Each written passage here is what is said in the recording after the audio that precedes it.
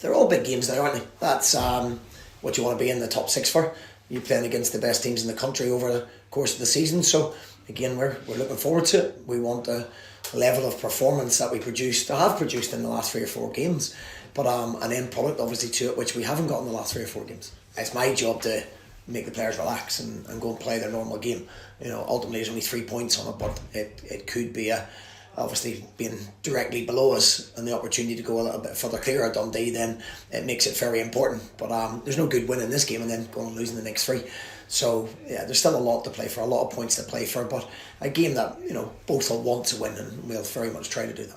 Yeah, some of our performances the last few weeks have been really, really good. The Hearts, Celtic, Rangers, and when I'm saying that, they're the level of teams that we've been playing.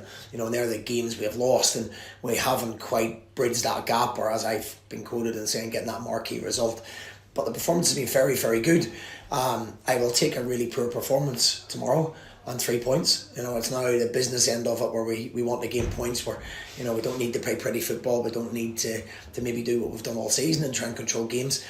Both teams just want to win the points, and we have to get a steely determination about us not to concede goals, to defend our box very well, because they've scored the most set plays in the league, and we're very much aware of it. To achieve top 6 2 years in a row when it was such a long time that we hadn't even achieved top 6 is an absolute credit to the players here and the staff. And the club, since I come, has grown. It's put a lot of good things in place to keep growing and to try and sustain this top 6 position, or at least make it more viable more often.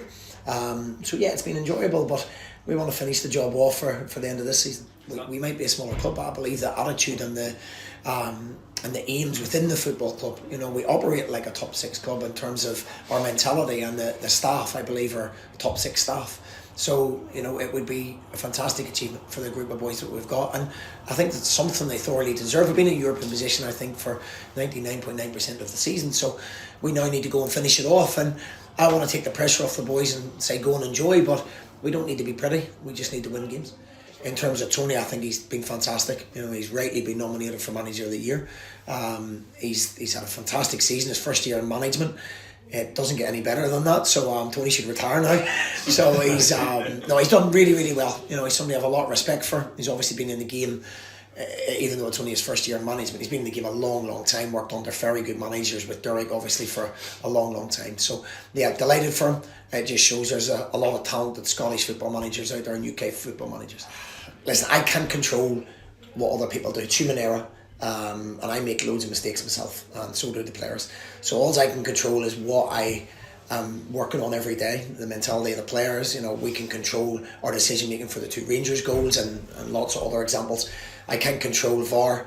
I can't control the aftermath of what people tell you in terms of what could have been, what should have been, what might have been.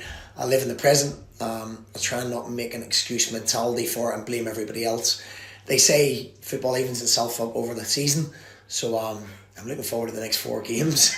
5 penalties, every decision our way. But no, look, it's not something I want to give you a headline about. I want to give a headline about us achieving Europe or doing well or winning football matches, to be honest. A few knocks and bruises. We've got Greg Kilty with a very late fitness test with his ankle. We have Jonah Yunga had an operation yesterday, so he'll be out for the season. We've got Corn, who is out for the season now as well with a hamstring injury. And we have Elvis, who's got a bang on his knee in training, so again we'll have to assess that. But we'll bring young Evan Mooney in from the youth team, who's been fantastic all season for the youth team. And somebody's misfortune obviously gives somebody else a chance.